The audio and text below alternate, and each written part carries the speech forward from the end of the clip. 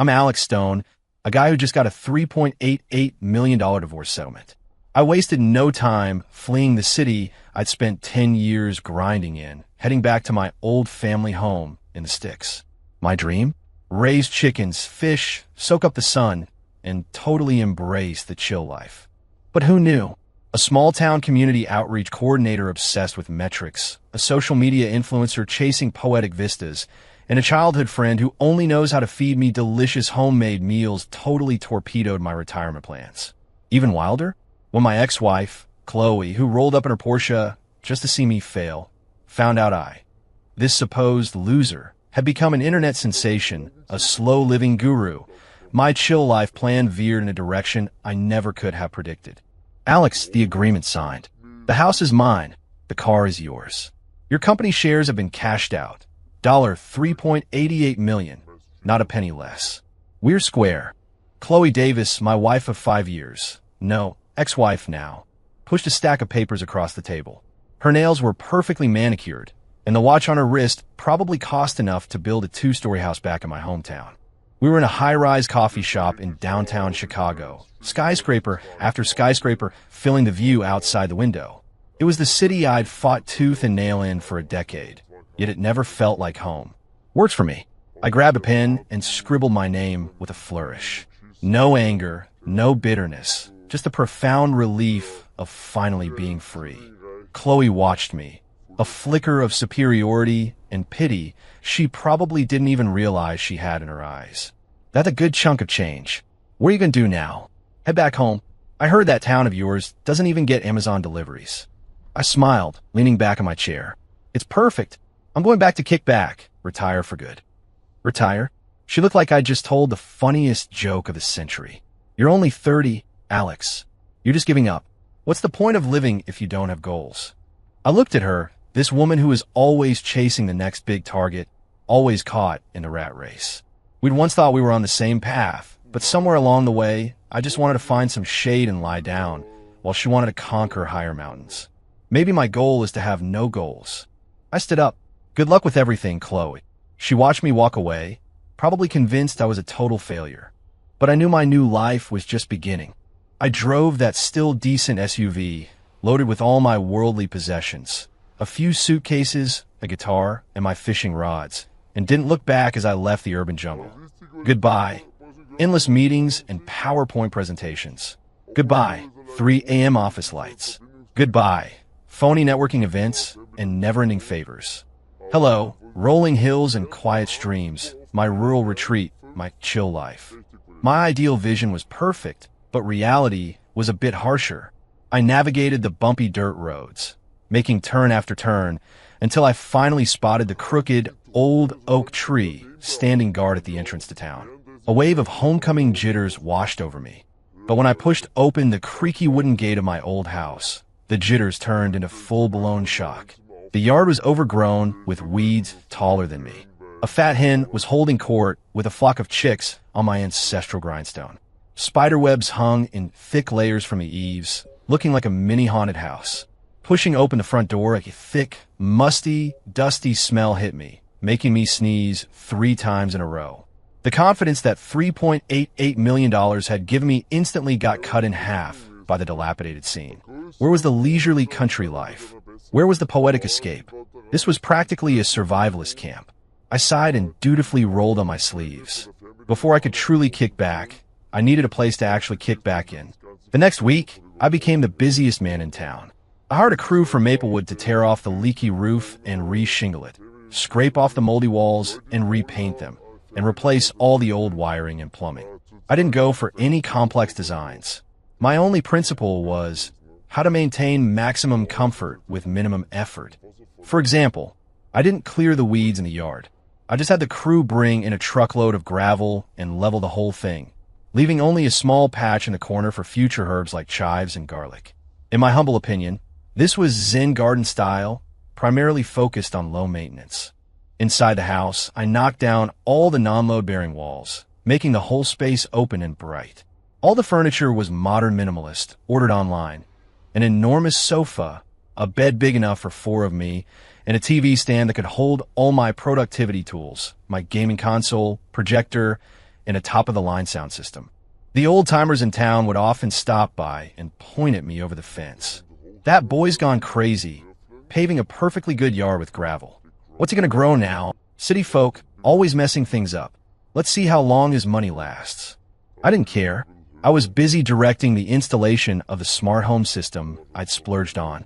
Soon, I'd be able to control every appliance with a single shout from my bed. This was the essence of the chill life in my mind. The house was almost finished when an unexpected guest showed up. Alex Stone, a clear, somewhat serious female voice rang out from my gate. I was lying on my newly installed rocking chair, testing which angle was best for an afternoon nap. I lazily opened my eyes. At the gate stood a young woman in a white button-down shirt and black slacks, her ponytail tied high, looking capable and sharp. Her skin was a healthy tan, her eyes bright, and she was scrutinizing my yard. "And you are?" I was a little confused. I didn't recognize her. "I'm Sarah Miller, the mayor's daughter. I'm currently our town's community outreach coordinator." She introduced herself, her tone carrying an undeniable official authority. "Just graduated from a state university with an agriculture degree, and I'm back to oversee our rural revitalization project." "Oh, well, nice to meet you, Coordinator Miller." I nodded, remaining reclined, showing no intention of getting up. Sarah seemed a little surprised by my attitude. She frowned and walked into the yard, her heels clicking on the gravel path. "My dad told me you came back from the city and renovated the old place." Her gaze swept over my yard, finally settling on me. "Your yard. It's a very thoughtful design." I thought thoughtful? I was just too lazy to pull weeds. "What did you do in the city? Were you a designer?" She pressed. "Nope, office drone. Wrote a lot of PowerPoint presentations." I said honestly. "Really?" She clearly didn't believe me. "I've seen your house. The layout, the natural light, all these smart devices. That's not something just anyone comes up with. You must be a professional." I was speechless. These days, knowing how to spend money on renovations makes you a professional? "Coordinator Miller, what can I do for you?" I decided to take the initiative, or I felt my nap time will be taken over by this workaholic. "It's like this, Alex." She cleared her throat, instantly switching into work mode. "Our town is launching an e-commerce project. We want to sell our local produce, like free-range chickens, Glenwood peaches, homemade sweet potato noodles, through live streams and online shops. But we're short on someone who understands marketing, branding, and operations." I saw your. "Hold it." I immediately raised my hands in surrender. "Coordinator Miller, I just quit my job. My only goal in coming back is to chill out. I'm not interested in any work, thank you." "Are you kidding me?" I just clawed my way out of KPI hell. No way am I jumping into another pit. Sarah was stumped for a moment, but she didn't give up. "Alex, this isn't just any job. It's about contributing to your hometown. Look, our town's peaches are huge and sweet, but because the packaging is so dated, we can't ship them out. Every year, tons rot on the ground. Doesn't that bother you?" I looked at her passionate face and honestly shook my head. It might have before. Not anymore. Worrying drains my brain power and interferes with my chill time. Sarah's expression looked like she'd swallowed a lemon. She probably hadn't met such a stubbornly lazy person who was so unapologetic about it. She took a deep breath, seemingly adjusting her strategy. "Okay, how about this? You don't have to work full-time. Just be our consultant. Once a week. No, once a month. You could just attend a meeting and offer some advice. The town council can pay you a stipend. Money's not an issue." I patted my pockets. Sarah was completely at a loss. She walked around my yard twice, then stopped in front of me, saying in a tone of exasperated disappointment, "Alex, you have all this talent, but you choose to rot here. It's a waste of potential." With that, she stomped off in her high heels. I watched her retreating back and sighed. "Kid, you don't understand. For someone who's been wound up tight for 10 years, rotting is the highest compliment." After chasing off the workaholic, I thought my peaceful days were finally here. However, the next day, another uninvited guest appeared at my gate. This time, it was a flashy-looking young woman dragging a huge suitcase. She wore a wide-brimmed straw hat that covered half her face, a bohemian maxi dress, but on her feet were mud-splattered white sneakers. She stood at the gate, peeking in. When she saw the gravel in my yard and the succulents in the corner, her eyes instantly lit up. "Wow, this is it, just like in a video. So zen." She gasped and pushed open the gate. walking in as if she owned the place. I was sitting under the eaves, sipping a cold Coke, utterly bewildered by this sudden intruder. "Hello, can I help you?" E. She took off her straw hat, revealing a small, delicate face, her eyes curving like crescent moons when she smiled. "I'm Maya Chun, a travel blogger. I saw a drone video online that featured your yard. It's my absolute dream yard, so I just followed the location to find you." She held up her phone, which was playing a drone video. The star of the video was none other than my old house, which I'd transformed beyond recognition. Then I remembered. A few days ago, when the construction crew finished, the young foreman flew a drone around, saying he was making a portfolio video. I hadn't expected him to actually post it online. This isn't a tourist attraction," I tried to explain. I know. Maya completely ignored me. She was like a curious cat, poking around my yard. "But it's so beautiful here."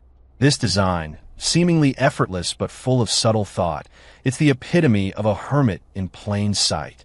The owner of this house must be a sage, tired of worldly clamor, returning to nature. I nearly choked on my Coke. A sage? Me? A lazy bum who just wants to loaf around and eat? "Look, kid, you got it all wrong," I said, putting down my Coke can very seriously. "Im no seja. I'm just unemployed. I pave the yard with gravel purely because I'm too lazy to pull weeds." See, Maya didn't believe me at all. In fact, she got even more excited. Sages are always so humble.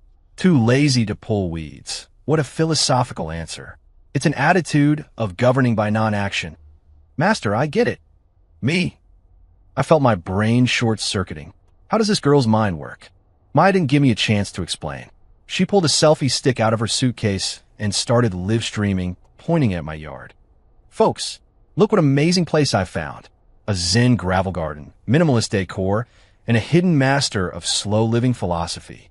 I'm going to give you an immersive experience of what true slow living really means," she said, aiming the camera at me. I instinctively raised my Coke can to block my face.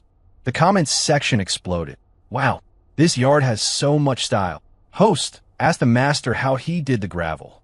"I want one." "The master is so shy. Won't even show his face." This is a true legend, unlike some influencers who just pretend to be reclusive for show.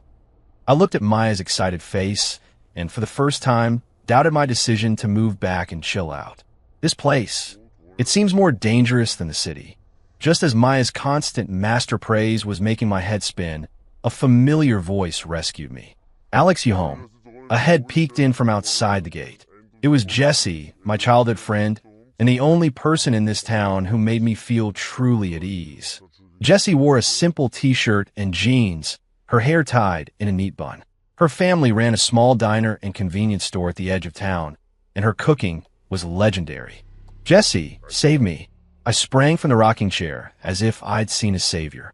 Jessie saw Maya live streaming in the yard, paused for a moment, then walked in and placed an insulated lunchbox on the stone table in front of me. "You've been making a racket these past few days. I figured you haven't been eating right. I made you some chicken noodle soup," she said, twisting open the lid. A rich, savory aroma instantly filled the air. That humble, homey smell that always triggers your appetite. Maya, midstream, twitched her nose, her eyes lighting up. "Wow, that smells amazing. Master, is this your lunch?" "It looks so. Ceremonial." She brought her camera closer. "Ik leerde her, annoyed." "What master?" "Call me Alex.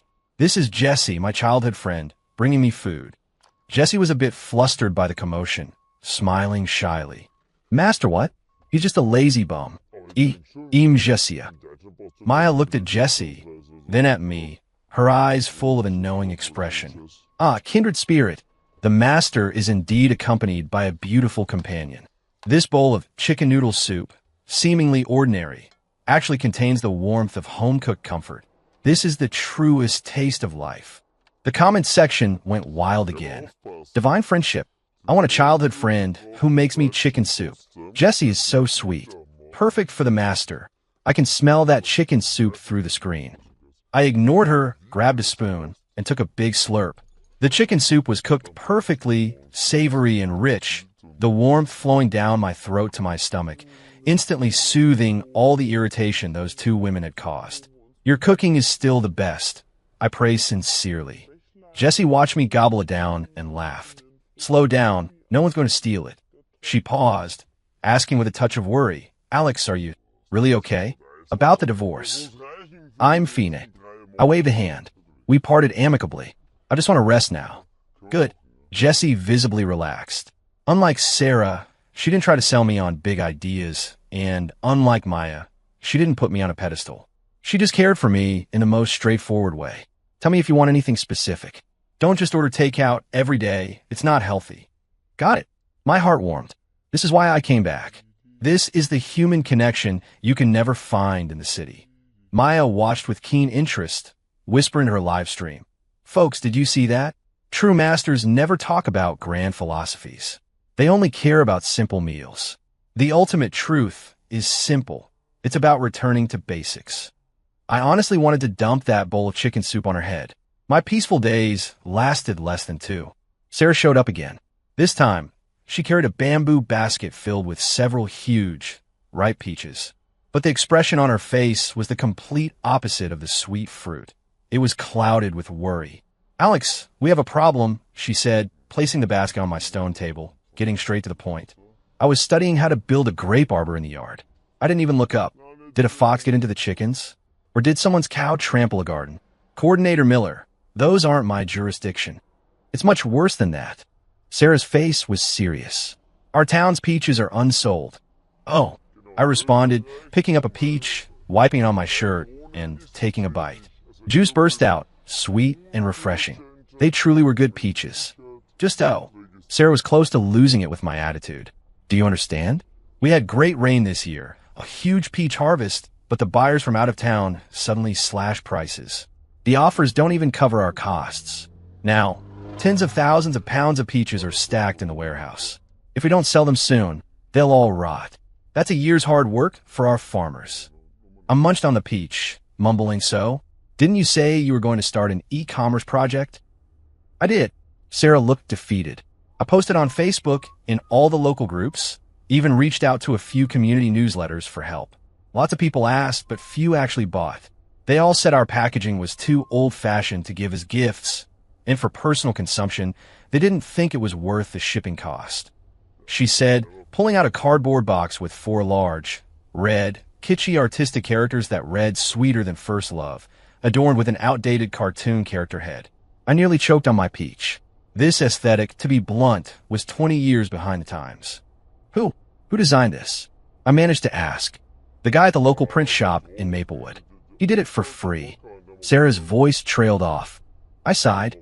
I hadn't wanted to get involved, but seeing her face on the verge of tears and a genuinely delicious peach in my hand, what little sympathy I had left started to kick in. Besides, this aesthetic was genuinely offending my eyes. Pen and paper, I said. Sarah paused, then quickly pulled a small notebook and a pen from her canvas bag, handing them to me. I finished the peach in 3 bites, wiped my hands, and took the pen. I never studied design, but I'd written PowerPoint presentations for 10 years, so I had some idea of how to make things look expensive. I didn't draw anything complex. I just wrote 2 words on the paper, Glenwood Peaches. Then I drew a minimalist line drawing next to it, a few strokes outlining mountains, with a few wavy lines below representing a stream. Finally, in the corner, I wrote a small line of text. Wind from the glen, sweetness from the stream. That's it. Sarah looked at the surprisingly clean sketch, her face full of doubt. That's it, I said. Go find the cheapest brown craft paper boxes, single color print, and just put this on it. Use a simple, clean font. Remember, don't add anything else. Less is more, got it? I just wanted to get rid of her with the simplest possible solution. All I was thinking about was my still not delivered recliner. Sarah stared at the sketch in her hand, half believing, half doubtful, as if she held some secret martial arts manual. Less is more. Less is more. She mumbled, her eyes getting brighter. I get it. Alex, you're a genius. This philosophy of simplifying complexity, this minimalist design concept, it's so sophisticated. I wave a hand. Just go, don't interrupt my contemplation of life. She bowed deeply to me, clutching the paper like it held the town's future, and rushed off in a flurry. I shook my head, going back to my grape arbor research. I had no idea that this simple sketch, drawn on a whim, would bring such a storm to my peaceful, chill life. I thought the packaging incident was over. But 3 days later, my world was utterly turned upside down. The culprit? Maya Chun. That day, she showed up in my yard again, selfie stick in hand, live streaming with the theme A Day in the Life of the Master. She happened to catch Sarah leading the villagers, packing peaches into my newly designed boxes. The natural craft paper background, paired with simple black lines and the phrase, "Wind from the glen, sweetness from the stream," looked incredibly stylish and refreshingly unique against the backdrop of colorful plastic crates and old burlap sacks. Maya's camera immediately zoomed in on the box. Folks, look, what amazing packaging is this? It's so beautiful. Her voice cracked with excitement. I bet anything this is the master's work. Only someone who truly understands the aesthetics of life could design something so zen. As she yelled, Sarah got excited too. She beamed into the camera, proudly announcing, "That's right. This is the brand new packaging we specifically asked Alex Stone, our town's very own guru, to design for our Glenwood peaches." Mr. Stone says it's called Less is More. The comments section exploded. Holy crap, this packaging. Hermes would weep. This isn't selling peaches, this is selling art. Wind from the glen, sweetness from the stream. That copywriting is brilliant. I want to buy. Host. Link. I need 10 boxes. Maya's live stream viewership instantly skyrocketed. Sarah, striking while the iron was hot, put up a purchase link with Maya's help. Then, the terrifying thing happened. 1,000 boxes, sold out in seconds. 2,000 boxes, sold out in seconds. 5,000 boxes in stock, completely sold out in less than 10 minutes. Orders poured into the back end like snowflakes, crashing the old computer at the town council office. The whole town erupted, and I, the unwitting mastermind behind it all, was wearing noise-canceling headphones, lying in my rocking chair listening to a comedy podcast, completely oblivious, until my gate was pushed open by a throng of ecstatic villagers, led by an overjoyed Sarah, who rushed up and grabbed my hand. "Alex, no, Mr. Stone, we did it. Our peaches, they're a smash hit." I took off my headphones, looking at this group of people who were as excited as if it were Christmas, completely bewildered. "What's a smash hit?" "The peaches." Sarah pointed to Maya's live stream replay on her phone. "Your design, your tagline, they've gone viral. Now the whole internet is looking for you, the Glenwood Hermit, the slow-living guru." Maya also leaned in, holding her phone to my face. The screen showed her live stream analytics. Viewership had already surpassed 500,000. "Master, you're famous. You're totally famous." I looked at the pixelated side profile of me on the phone screen, beneath which were countless comments begging for the master to appear. I felt a wave of dizziness. Oh great, my chill life was officially toast. I was famous in the way I least wanted to be. My old house became a social media hotspot. Every day, people came from far and wide, cameras and phones out, crowding my gate, hoping to catch a glimpse of the slow-living guru. I could only keep my main gate shut, curtains drawn, pretending no one was home. Meanwhile, my yard became a battlefield for the other two women. Sarah now completely saw me as the town's golden goose. She'd bring me a neatly printed feasibility report for the first annual Glenwood Slow Living Cultural Tourism Festival, asking for my approval daily. "Mr. Stone, look, we can leverage this buzz to turn the town into an online sensation. With your old house as the centerpiece, we could develop a whole line of cultural products like Master's Edition rocking chairs, teacups." "Stop." I cut her off. "Coordinator Miller, I'll say it again. I'm not a guru. I just want to be a slacker. I'm not interested in your report, and I'm not participating in your festival." Sarah looked heartbroken. "Mr. Stone, what an incredible opportunity. You could lead the entire town to prosperity." On the other side, Maya adamantly opposed Sarah's commercialization idea. "Coordinator Miller, how can you be so vulgar?" She spread her arms, protecting my yard like it was a nest of chicks. "The master's zen and tranquility are priceless. How can you measure them with money? This is a sanctuary, not a tourist attraction. We should protect this purity, not exploit it." Sarah scoffed. "Ms. Chun, it's easy for you to talk. Aren't the donations you get from live streaming money? The villagers' lives need to improve. That's the real bottom line. Can sentiment put food on the table? You're desecrating art. You're ignoring the poverty of our villagers. The two women argued fiercely in my yard, one representing pragmatic engagement with the world, the other idealistic detachment. And I, the supposed master at the core of their argument, was wearing noise-canceling headphones, pondering a deeply profound philosophical question. Should I eat the pulled pork Jessie sent for lunch, or the spicy fish stew she sent yesterday? These two women were even more high maintenance than my ex-wife, Chloe. Chloe just wanted me to hustle with her. These two wanted me to be a savior and a living saint. I just wanted to be a regular guy. Why was it so hard? I couldn't take it anymore. I stood up and walked between them. They immediately stopped arguing, looking at me with expectant eyes, as if waiting for a divine verdict. I cleared my throat, pointed to the main gate, and said, enunciating each word, "Ladies, the door is over there. I'm going to take a nap now. Please." Just as I was overwhelmed by internal strife and external pressures, the one person who shouldn't have shown up did. That afternoon, a flashy red Porsche pulled up to my gate, completely out of place in this quiet town. The door opened, and out stepped a woman in a high-end designer suit, wearing 10-centimeter heels. It was Chloe. She took off her sunglasses, staring in disbelief at everything before her.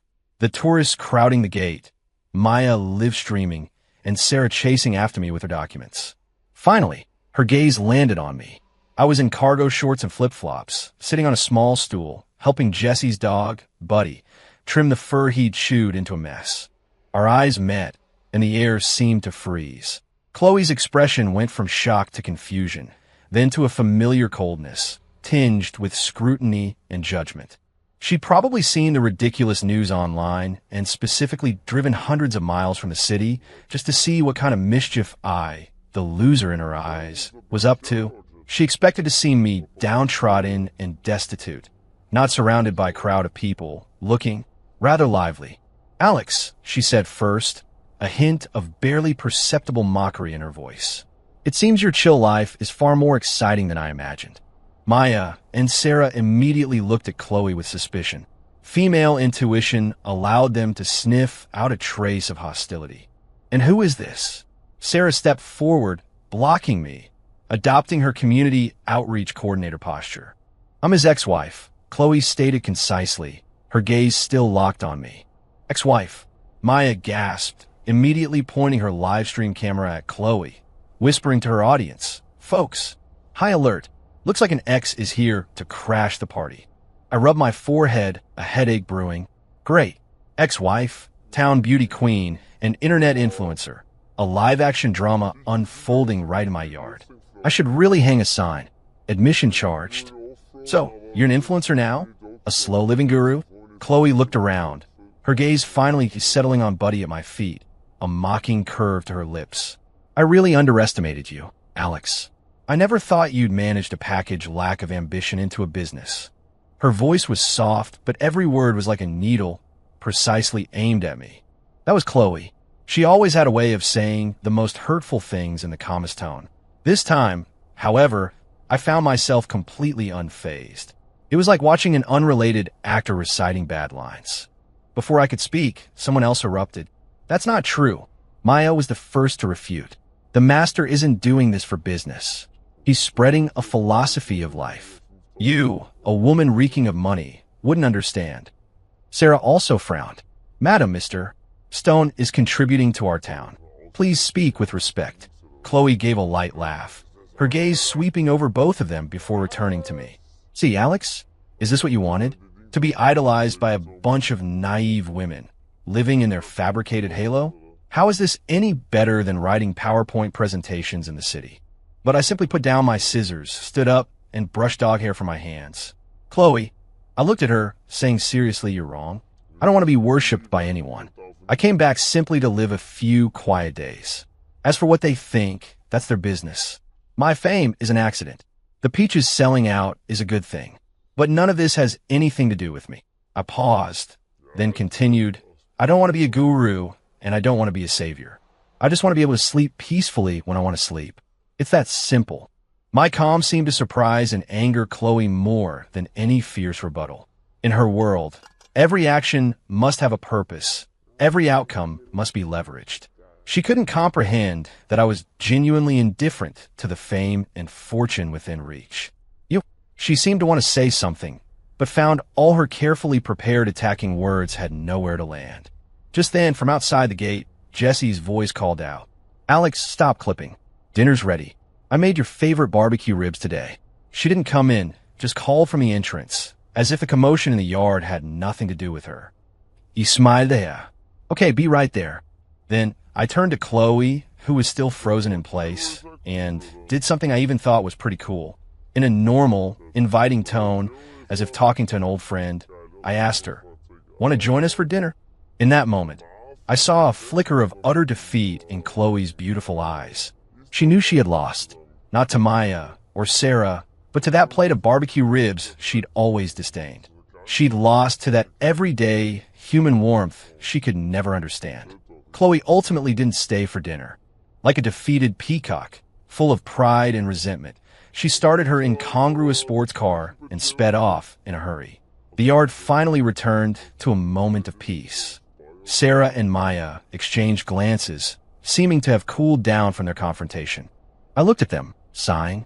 "Now, can we talk?" I called them both over to the stone table. Jesse brought out some tea and a plate of freshly cut watermelon. First, I looked at Sarah. "The festival, you can do it. The town needs to develop. The villagers need to earn money. That's not wrong. But I changed my tone. Don't involve me. I won't attend any events, and my yard is not open to the public. You can promote the Glenwood concept, but not me as a person." Then I turned to Maya. "Second, stop calling me a guru. I'm just a regular guy who wants to be lazy. If you want to live stream, fine. Go film the town's scenery. Film the villagers' lives. That's what real slow living is about. Much more interesting than following around a lazy guy like me." I picked up a slice of watermelon, took a bite, and continued, "You two, one wants to boost the economy, the other wants to promote culture. They're not actually contradictory. Sarah, you can make Maya your town's chief experience officer. Let her use her camera to discover and showcase the town's beauty. Maya, you can also get involved in Sarah's project, using your aesthetic and ideas to ensure that the town develops without becoming tacky or artificial." "I'll give you an idea," I said, putting down the watermelon rind. "You can create a villager experience program. Tourists come, not to see me, but to follow Old Man Johnson to feed chickens, follow Mrs. Henderson to make cheese, or learn to cook a country dish with Jesse. That's much more meaningful than building a bunch of fake historical attractions." I said all this not because I was noble, but purely because if I could get them both sorted, they wouldn't bother me anymore.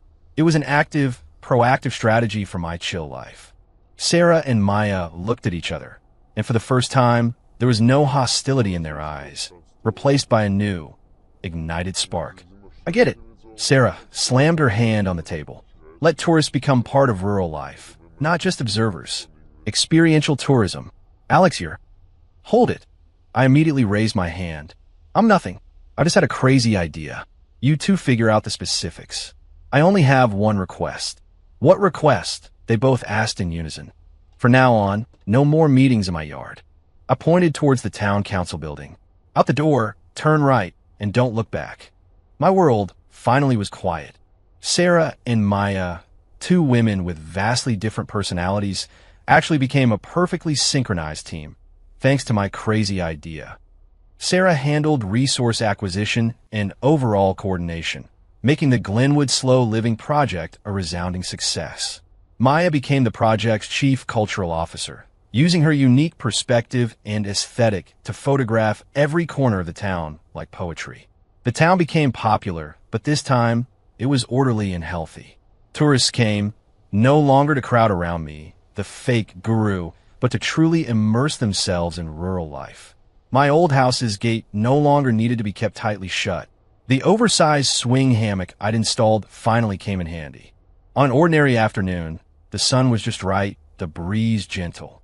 I lay on the hammock, swaying leisurely. From outside the gate, I heard Sarah on the phone, laughing and chatting with investors, discussing plans for the next phase of the project. Near the creek, not far away, Maya held her camera, teaching the village kids how to take good photos, their laughter clear and bright. My phone chimed. It was a message from Chloe, just one sentence. I quit. I smiled, didn't reply, and tossed my phone aside. Just then, the yard gate opened, and Jessie walked in with a plate of freshly washed grapes. She placed the grapes on the stone table beside me, said nothing, and just sat on the small stool nearby, quietly keeping me company. Sunlight filtered through the grape arbor, casting dappled shadows. I squinted, looking at everything before me. My life hadn't become a stagnant pond of absolute silence, as I'd initially planned. It was noisy, full of unexpected interludes and intruders. But somehow, my once exhausted heart had found an unprecedented peace in this just right amount of commotion. I think I'd finally learned how to truly kick back, not by escaping the world, but by finding the most comfortable position within my own world, and then coexisting peacefully with it. Late at night, Manhattan, New York City. In a high-rise office building downtown, Chloe Davis, who had just escaped a frantic meeting, leaned wearily back in her ergonomic chair. She opened her phone and habitually clicked on the travel blogger she'd set to special attention, Maya Chen's account. In the latest video, Alex was lying on a hammock in his yard, a gentle young woman sitting beside him. Neither said anything, just quietly watched the sunset. The video's background music was a simple melody played on the old guitar Alex used to play for her. The comments section was peaceful. This is what love looks like at its best. No Porsche, no roses, but there's you, there's me, there's the sunset. Chloe stared at the screen for a very long time. Then, she closed the video, opened her real estate app, and in the search bar, typed 3 words, one by one. Willow Creek, New York.